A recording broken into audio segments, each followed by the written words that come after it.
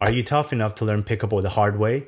If you think you are, be sure to watch this whole video because I'm going to show you the only drill that you need to master in order to get to 4-0 as fast as possible. Keep watching so you don't miss out on any details. If you're watching this video, there's a good chance that you might be somebody who wants to get better at pickleball, but somehow you feel like you're stuck at a 3-0, 3-5 level and you're struggling to understand why you're stuck there.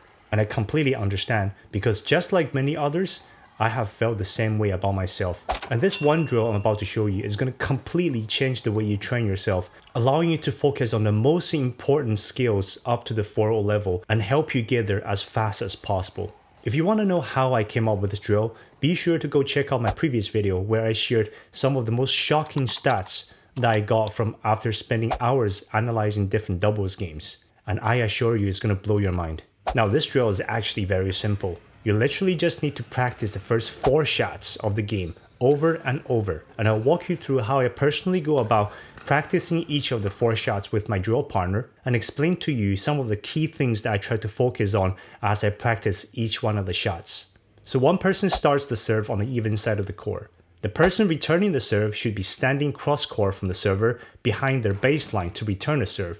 The person who returns the serve should return the ball back to where the server is.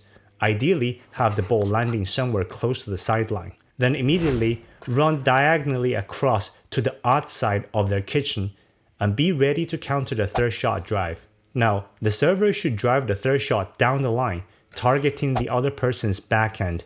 If you're right-handed, then use your forehand to drive the third shot.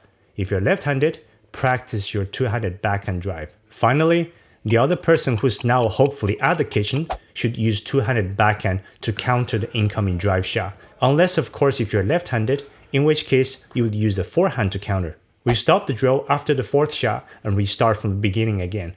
Every 50 reps, we would swap the server, so this way both people get to practice all 4 shots. We typically do 100 reps for each shot before we switch to serve from the outside of the court. Now for the outside version of this drill, the idea is very similar. You serve from your outside to the opponent's outside. The person returning the serve would return the ball back to the server, preferably have the ball landing somewhere close to the sideline. As soon as you return the ball, just run diagonally across to the even side of the kitchen and be ready to counter the incoming drive. Now, if the server is right-handed, use two-handed backhand to drive the ball down the line, targeting the other person's forehand.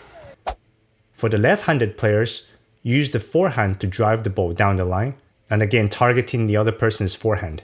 The person who's now at the kitchen should again counter this drive either using forehand or two-handed backhand, depending on whether the person is left or right-handed. The whole idea behind this drill is to simulate the worst case scenario for how the first 4 shots may get played out for a person returning the serve. The person who's returning the ball is required to run diagonally across to cover the opposite side of the kitchen after the return. Essentially, this is simulating the situation where you're stacking with your teammate when you're on the receiving team. And by having you running diagonally across, you need to cover more distance to get to the kitchen when compared to just running straight up to your own side of the kitchen.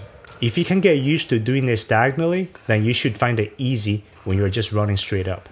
Now, if you're stacking in a real game, you typically want to return the ball either straight ahead or towards the middle.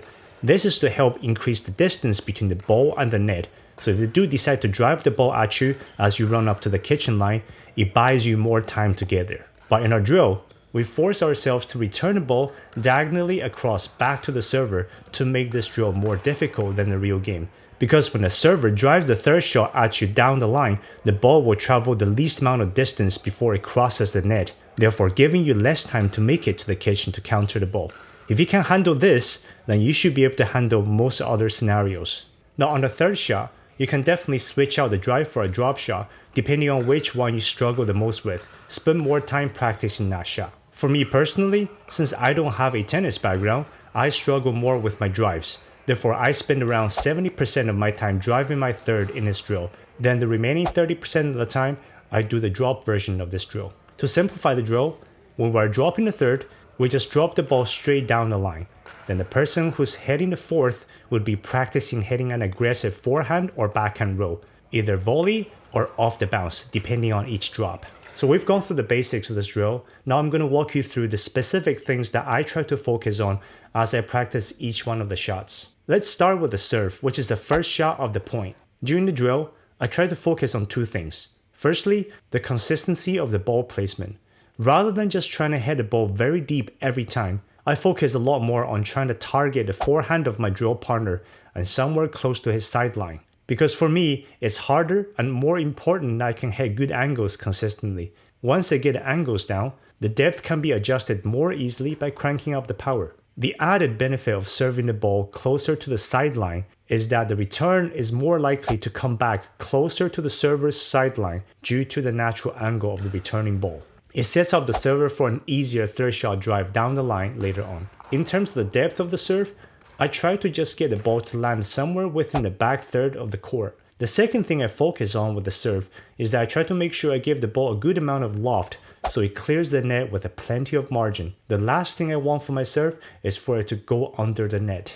Now for the return, depth-wise, I'm not trying to push too deep every time. I'm just targeting the back third of the court. Instead, I focus more on consistently landing the ball somewhere close to the sideline every time. This helps to make it easier for my drill partner to practice driving the ball down the line. The second thing I try to focus on is adding enough loft to my return, so it gives me plenty of time to run up to the kitchen for my fourth shot. Lastly, for every ball I return, I remind myself the fundamentals of return mechanics, which I covered extensively in one of my previous videos.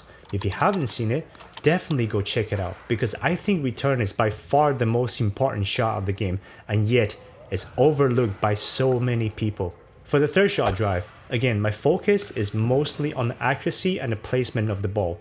To help improve my accuracy and consistency of the drive shot, I keep my power to somewhere between 40% to 60% of my full power. This allows me to have much better control of my biomechanics. My goal is to drive the ball as close to my drill partner's backhand area as possible, making sure the ball clears the net by around 6 inches to 20 inches, giving him as many good balls as possible so he can get plenty of practice on his fourth shot counter at the kitchen. Once I get more consistent and more accurate with my drive, then it's easier to dial up the power and give my drive a little bit more pace. The other thing I really try very hard to focus on for every drive shot is to relax my body, making sure that I'm turning my hips properly and letting my body drive through the ball with the hip rotation. I'm trying to avoid only swinging my arm to drive the ball. I've released a couple of videos on forehand drive shots recently, which I'll put links down below in the comments and descriptions. If you're struggling with your drive shots as well, consider checking out those videos.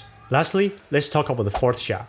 For this one, the first thing I'm trying to focus on is to run to the kitchen as fast as possible and focusing on making a split step before my opponent's paddle hits the ball. I also pay a lot of attention to make sure that I have a compact swing when I volley, and also making good clean contact with the ball on a sweet spot of my paddle. When I counter the ball, I focus on heading the ball down towards the floor and it lands deep somewhere at the back of the court. This drill can be very intense physically because you're doing a lot of dynamic shots, doing a lot of running back and forth, hitting drives over and over.